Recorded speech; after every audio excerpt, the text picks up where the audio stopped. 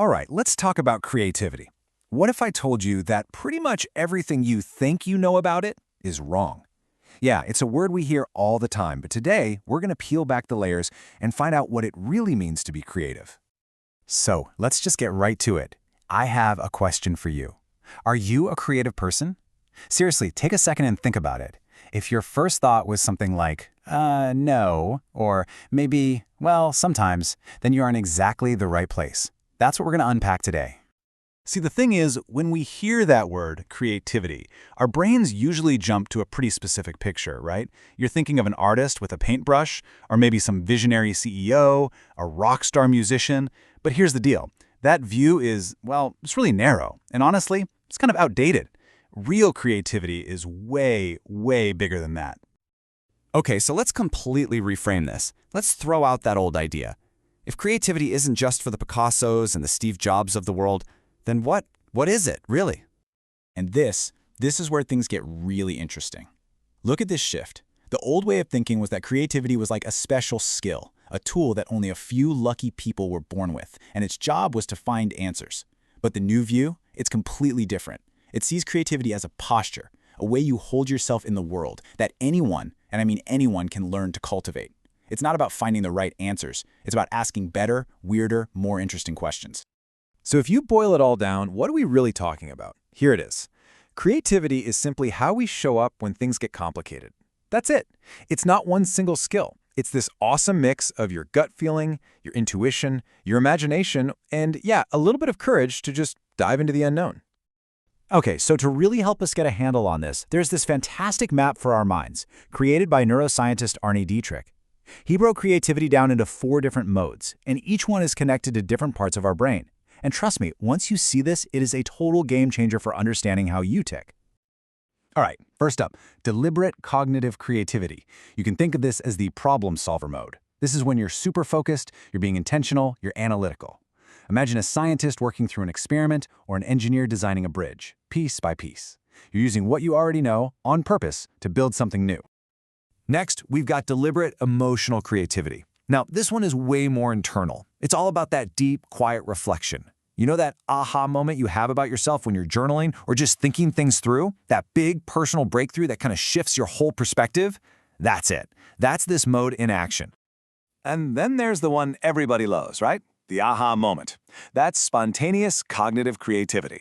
It's that classic eureka. It's when a brilliant idea just, bam, pops into your head when you least expect it. You're in the shower, you're taking a walk, and suddenly the answer is just there. That's your brain working on the problem in the background without you even realizing it. And last but not least, spontaneous emotional creativity. This is what people call the flow state. It's that magical feeling of being completely in the zone. Think of a musician just improvising, or a writer when the words are just flowing. It's totally intuitive, it feels effortless, almost like the ideas are coming through you, not from you. So, looking at these 4 modes, which one feels like home to you? Which one describes you best? Are you that focused problem solver? The deep, quiet reflector? Or are you the person whose best ideas just seem to appear out of thin air?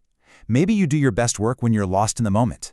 There's no right or wrong answer here, but just knowing your go-to style, that's super powerful. But, just understanding your main style is only step 1. The real magic, the real power, comes when you learn how to consciously switch between all 4 of these modes. So enough with the theory, let's get practical. I love this quote from Einstein because it just nails what we're talking about. He said, creativity is seeing what everyone else has seen and thinking what no one else has thought. See, it's not about pulling rabbits out of a hat. It's about training yourself to look at the same old stuff, but in a completely new way. So how do you actually do that? Well, try this. Think of these 4 modes as different camera lenses. Pick a challenge you're dealing with right now. Okay, got it? First, put on the cognitive deliberate lens. Analyze the facts, look at the data, make a logical plan. Then swap it out. Put on the emotional deliberate lens. Take a breath and ask, how does this whole situation actually make me feel? How does it make others feel? Next, time for the cognitive spontaneous lens. This means you literally have to walk away. Go do something else. Let your brain do its thing in the background. And finally, grab the emotional spontaneous lens. Try to express the problem without using words. Scribble it, draw it, tell someone a story about it. You see? Each lens shows you a totally different picture. And this ability This skill of switching lenses, that's what gets us to the ultimate goal here. We don't want to just sit around and wait for inspiration to strike. We want to be able to create the conditions for creativity to show up. Yeah, we're talking about that amazing state of flow. And I bet you know exactly what I'm talking about. It's that feeling when you're so locked into what you're doing, the time just disappears. Hours go by, and it feels like minutes. That annoying voice in your head goes quiet, and the work, it just seems to pour out of you. It's effortless. But here's the absolute key, the most important thing to remember. Flow isn't an accident. It doesn't just happen. It's triggered by certain conditions. So I want to leave you with this question to really think about. What are those conditions for you? What makes it possible for you to get into that state? Is it being in a totally quiet room, listening to a specific playlist? Is it the pressure of a deadline? Whatever it is, if you can figure that out, you've basically found the key to unlocking your own creativity whenever you need it.